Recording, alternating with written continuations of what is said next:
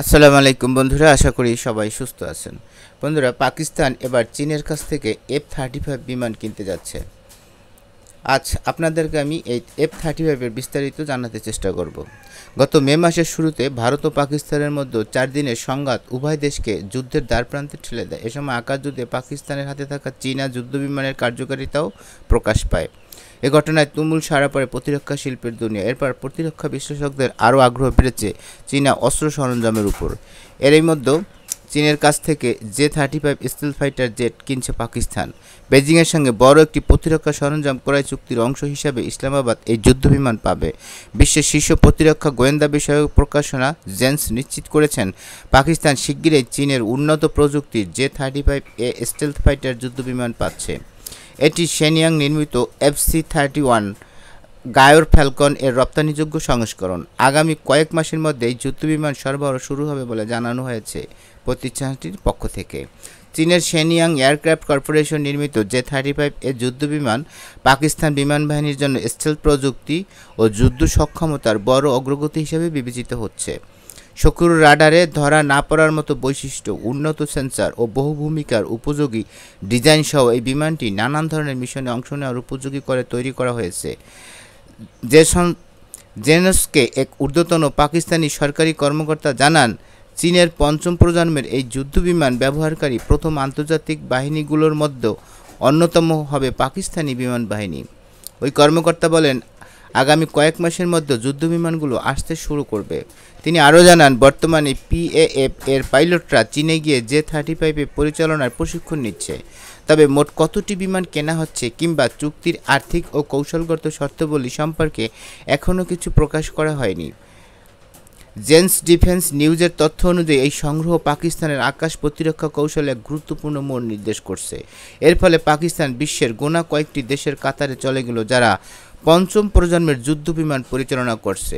এই চুক্তির চীনের সঙ্গে পাকিস্তানের কৌশলগত প্রতিরক্ষা সহযোগিতাকে আরও সুদৃঢ় করছে, বিশেষ করে পরবর্তী প্রজন্মের সামরিক ফ্লাইট প্রযুক্তির ক্ষেত্রে। আঞ্চলিক দেশগুলোর বিমান বাহিনী যখন পঞ্চম প্রজন্মের প্ল্যাটফর্মের দিকে এগোচ্ছে, তখন J-35 এর সংযোজন ভবিষ্যতের আকাশযুদ্ধে PAFকে কৌশলগত সুবিধা দেবে বলে ধারণা করা হচ্ছে। বিজনেস ইনসাইডার এক প্রতিবেদন অনুযায়ী 2005 সালে যুক্তরাষ্ট্রের লকহিড মার্টিনের F-22 র্যাপটর স্টেলথ ফাইটার প্রথম আকাশে ওড়ার পর থেকেই পঞ্চম প্রজন্মের যুদ্ধবিমানগুলো আকাশপথে একচ্ছত্র অধিপতি হয়ে উঠছে।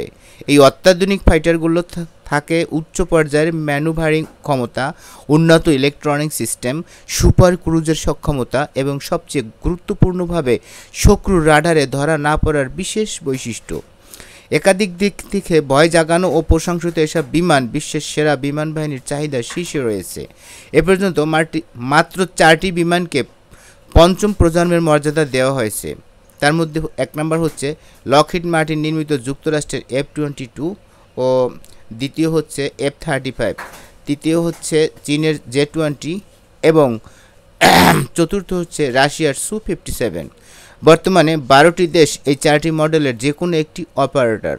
তবে 2030 সালের মধ্যে এই তালিকায় আরও 8টি দেশ যুক্ত হওয়ার সম্ভাবনা রয়েছে। সাম্প্রতিক সময়ে চীনা উৎপাদিত J-10CA যুদ্ধবিমান নিয়ে পাকিস্তান প্রতিরক্ষা কর্মকর্তারা গভীর সন্তুষ্টি প্রকাশ করেছেন।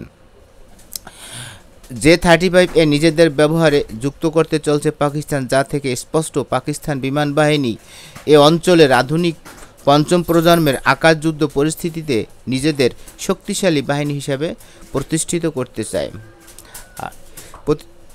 2 ইঞ্জিন বিশিষ্ট স্টেলথ প্রযুক্তির J-35 যুদ্ধবিমান প্রথমবার আকাশে ওড়ে 2012 সালে। যে কোনো পরিবেশে সমান দক্ষতায় হামলা চালানোর সক্ষমতা রয়েছে এই লড়াকু জেটের। স্টেলথ প্রযুক্তি হওয়ায় সহজে এটি শত্রুর রাডারের নাগালে আসবে না। 2023 সালের সেপ্টেম্বরে J-35A ভ্যারিয়েন্টটি তৈরি করে শেনইয়াং। পাকিস্তানি প্রথম দেশ যাকে এই যুদ্ধবিমান রপ্তানি করছে বেইজিং। এই যুদ্ধবিমানটির অন্যান্য কৌশলের মধ্যে বেশ গুরুত্বপূর্ণ 2টি বিষয় একজন পাইলট উল্লেখ করেন, যে আকাশে আমি যখন উড়ি আমাকে কেউ দেখতে পাচ্ছে না, কিন্তু আমি শত্রুর বিমানকে খুব সহজেই আগে থেকে দেখেই আক্রমণ করতে পারতেছি। দ্বিতীয়ত, ভূমি থেকে মিসাইল নিক্ষেপ করার ক্ষেত্রে পাইলটের তেমন কোনো টেনশন থাকে না, কেননা বিমানটিকে ভূমি থেকেও দেখা যাচ্ছে না।